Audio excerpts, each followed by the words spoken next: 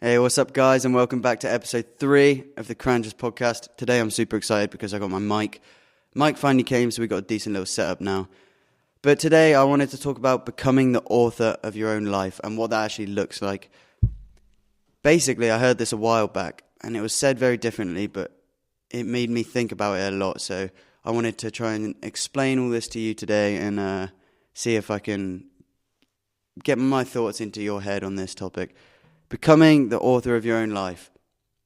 That means instead of being a character in your story, you need to realize you're holding the pen and become the author of your story. Now, what does that actually entail? It entails taking ownership of your life. As soon as you start taking ownership of your life to a next level, your life is going to change massively, because so many people live their life playing a victim, and sometimes it's subconscious. They don't even know they're doing it. People think they can't do certain things because that's what they're told, or people think certain circumstances or people are restricting them from achieving these things, or for pushing for these things, or for whatever their idea of success is. But if you start taking extreme ownership of your life, you're going to notice your life changes massively, and it's the easiest way to actually change as well. So if you're looking for change in your life and you're finding it difficult to actually start that change, maybe the first step for you is taking more ownership. At least that's what I'm doing at the moment, and it's really working. So if you think of it like a book and you're the author, it becomes this whole new thing that you get to write your own story, basically, right? And let's say, for me, I'm reading my book. I'm writing my book and I'm reading it, and I don't like the book so far. I don't like the book. If I turn the page, I have a whole blank page there, this blank page of life, and I've got the pen. So I get to write anything I want, and that is how you change. That is how you can change. Putting it simply, you have this book that you're writing. You don't like where it's going. You turn the page, there is a blank fucking page. You have a pen. You can just write what you want to do next. So think to yourself, what does he or she do next? He or she being you. Okay, so for me, I think, this is, let's say I'm reading my story that I'm writing. Because you are writing your life. So let's say I'm reading my story and I'm like, I don't like that. I don't like that I've got a shit job. I don't like that I'm stuck in a toxic relationship. This is just an example. It's not actually for me right now.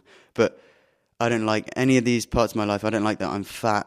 I don't like that I don't do things that I say I'm going to do. Okay, so you turn the page, you write chapter whatever the fuck, and you write what would make it a good book, what would make this a good story to read, and you just write it. You just write what you want to read, and then you have all these pages that you've just wrote now on this blank piece of paper that was blank. You just write what you want to see, and now you just chase that. That is your story. That is just, you go and do it, and that is how you change your life. It works for anything, okay? It works for anything: exercise, relationships, jobs and careers, literally anything. If you want to change your life, flip the page to a blank page. Write what you want to see him do next, or what you want to see her do next. What would be cool to see? And you could do it like a movie as well. What Chris Williams says, this cool thing, I'm paraphrasing because I can't remember the quote, but if your life was a movie, what would the audience be screaming at the screen for you to do right now? It's something like that. Because you get to this point in your life and you're looking at the screen, and the audience are looking at the screen and they're like, just do the obvious thing, like change your life, do the obvious thing, go get the girl, go quit that job. It's so easy once you understand that you are holding the pen. And that's why you have to become the author of your own life.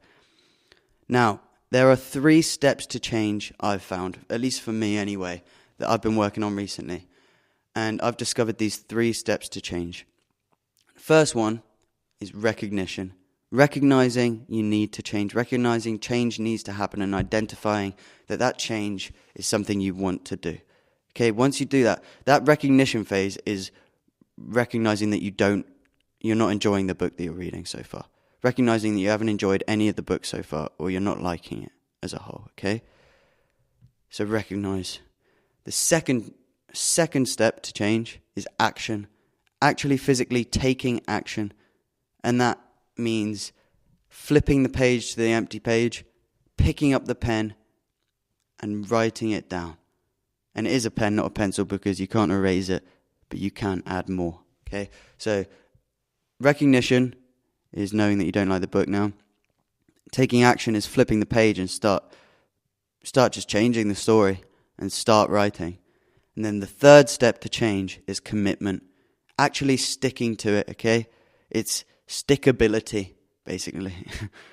Resilience. Committing to the change, okay? And this comes in many forms. And for example, let's say the change I want to make is I want to lose a load of weight and start working out and have a healthier lifestyle, okay, and eat healthier. Recognizing the change would be saying, oh shit, I'm fucking fat, I need to get in shape, I need to take control of my life. The action would be maybe writing out a plan for the gym and then going to the gym, and it would be eating healthier, but that could end after a week, right? And you're not going to change your life like that in a week. So the commitment, that's where the commitment comes in, step 3. Okay, and you need to make sure you're doing this now.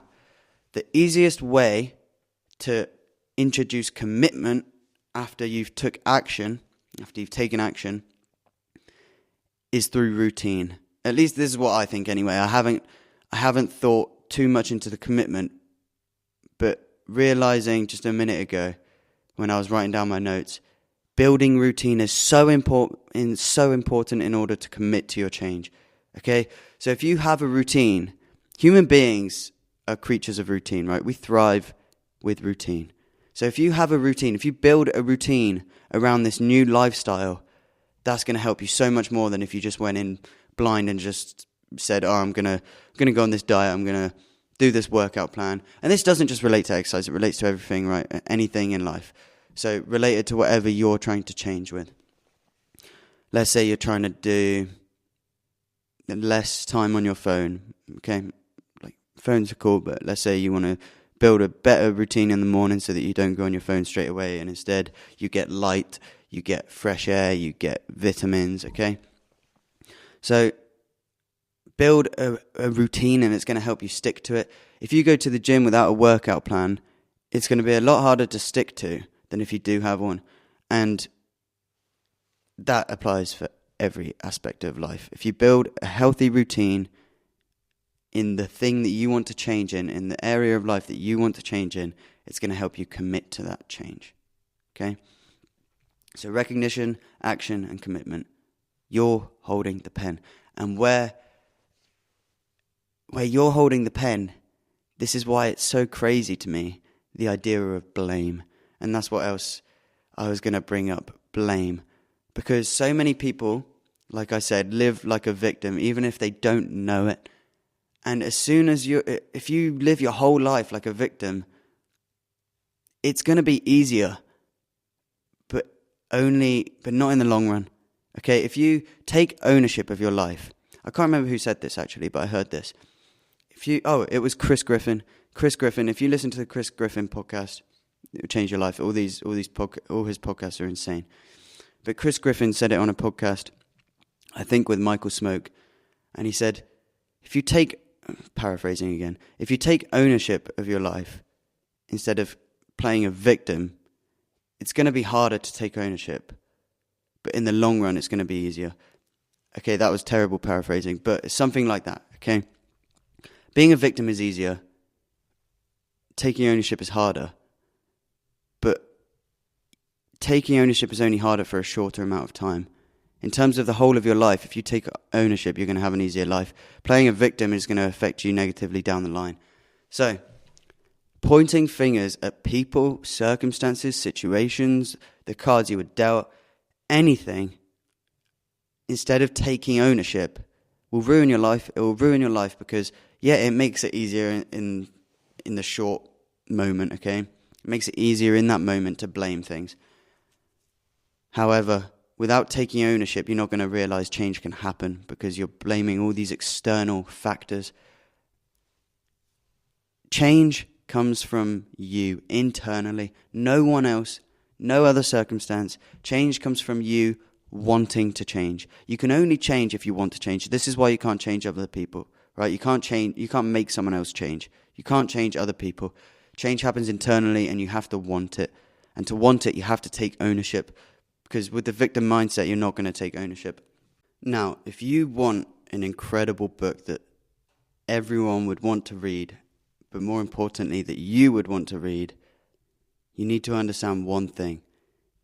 It doesn't have to be non-fiction, okay? J.K. Rowling wrote Harry Potter, one of the most successful, maybe the most successful book series of all time.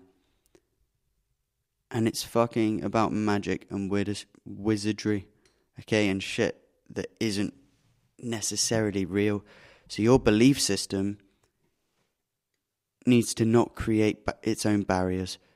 If you are writing a non-fiction book, you're only going to write from things that already exist, from things that are already in your experience, from things that you know are possible. You need to write, if you want an extraordinary life, you need to write a fiction book. Okay, you need to write things that you don't know are possible, no one knows are possible, things that haven't been proved, things that are beyond your own belief. Okay, your belief system sets its own barriers if you let it. You can put barriers in your own mind that stop you from believing you're capable of more without even realizing it, and that's what most people actually do. For example, I used to dream of having 1 million subscribers on YouTube. Okay, now I dream of having 100 million or more. Okay, I don't know why I originally put on my bucket list 1 million subscribers. Get 1 million subscribers on YouTube. 1 million because I thought I probably won't get more than that, so that would be a really cool thing to aim towards. That is putting a barrier. That is putting a blockage on my dreams. Why would you put a block on your dreams like that? That's like writing your book and then ripping out the fucking page. People block themselves from achieving more because they didn't think of that more. They only thought of here. You need to be thinking of way above that line. Whatever you believe might be possible for you, go way beyond that, push way past that, and dream way bigger. Dream so much bigger than you've ever dreamt before. If you want to change, if you want to achieve, and if you want to succeed, whatever your idea of success might be, push that barrier, that line, that blockage way higher. Because right now, it's at the top of your head, but you need to just fucking delete it, okay? Fucking get rid of it, break through it, and dream way bigger. Dream way bigger, because even if you don't achieve that stupid dream that doesn't sound like it's possible, I could say I want to be the first YouTuber to have 1 billion subscribers, okay? I do. I want to be the first YouTuber to have 1 billion subscribers. Now, that sounds crazy to anybody, right? That sounds crazy. Mr. Beast is what, like 500 million? 400 and something million, right? That sounds crazy. But if I had set that barrier to 1 million subscribers, you think I'm going to go past that million? Maybe, but very slowly. But if I'm pushing for 1 billion, then my limits are fucking unlimited. It's set the bar way higher. In fact, don't even have a fucking bar. Whatever your dream is, dream way bigger. Also, to do this, to build routine, to exercise change in your life, and to go on and achieve, and to actually take action and commit to the change, you need to stack proof. Okay, if you're building a new routine and you want to see change in your life, and you want to see action in your life, but you have no evidence to go off that you can do this, you're probably going to fall short because you're in your own mind, you're putting yourself down. You start thinking, I'm not really capable of this. I've never done anything like this before. And so you have to create a life where you have done something like this before. And it's not going to be on the same level because you have to start somewhere. So you take baby steps. Okay, you need to stack proof, stack evidence. And all the greats have said this, stacking proof. Alex Hormozy, Tony Robbins, they all say stack evidence, okay? Michael Smoke. And it can be something as small as making your bed in the morning.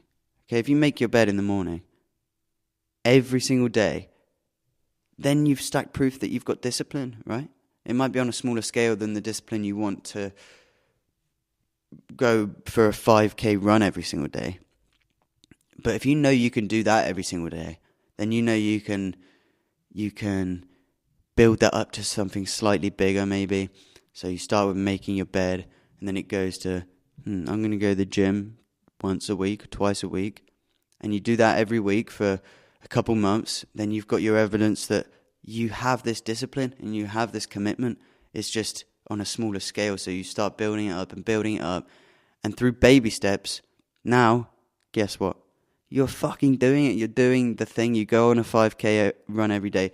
And that's because you've stacked so much proof that now your mind begins to believe itself. It begins to trust itself because it's got evidence to go off. If you have no evidence to go off, yeah, it's going to be a lot harder to believe yourself. So, don't set barriers. Don't set limits. Dream way bigger than you think. Stack proof and stack evidence. If you don't have evidence, build skills. Build skills first, then stack evidence. Okay? So, if you want to become the author of your own life, do all these things. But also, you need to realize and recognize and appreciate that everything happens for a reason. Now, you can believe that spiritually, you can believe that religiously, or like me, you can just believe it in terms, not even of the universe, really. I believe in a chain of events, and obviously that's science, right? But I believe it so much that I think, yeah, not everything happens for a reason that's going to benefit me, but everything happened that I can make into a reason for happening, if you follow. For example, maybe not everything happens for a reason that's building me to this life of faith and it's already planned out for me, but if I think everything happens for a reason, then I'm going to look for the positive and I'm going to look for that reason. As soon as something negative happens, I'm going to look for the reason of good, right? So, believe it on a spiritual level or not, if you believe everything happens for a reason, that's going to change your life. And for example, let's say you're writing your book of life, your story, the book of life. What a movie, by the way. If you haven't seen that, watch the book of life. If you're writing your story and you get a fucking ink spillage somewhere along in the pages you didn't like anyway, you flip the book. Now you're writing your new story.